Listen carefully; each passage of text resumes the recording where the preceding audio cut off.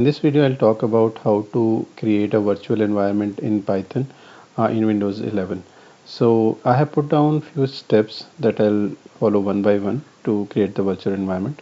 The first is to create a folder. Now I'll create a master folder called virtual envs and that will be on the top just the next folder inside the D drive. Now you can keep it any other name, but I'm just keeping this name so that whatever virtual environment I create, it will be inside this particular folder. So I have already created this uh, folder, and let's run the next step. So this next step is we need to run this particular command. So run the below command to create the virtual environment, that is python -m venv chat with CSV2. In this case, chat with CSV2 is the name of the virtual environment.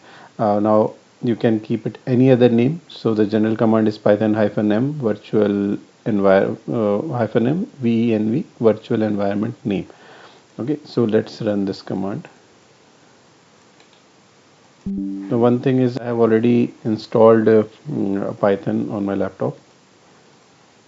So I'll open git bash.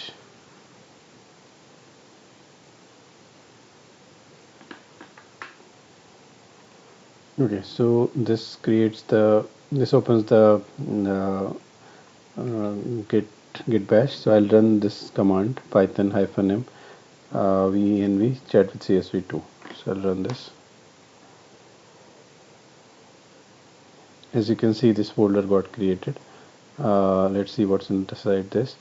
So include lib scripts, and then activates python, and then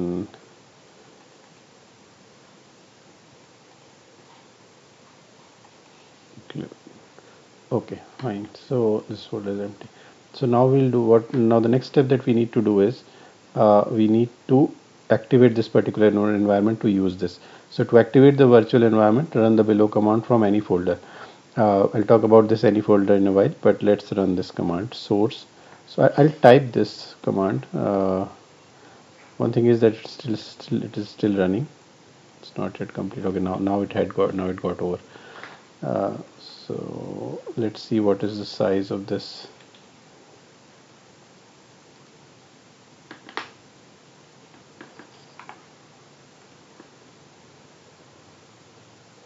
Okay, so this is around about 11 MB. Now we will run the activate command.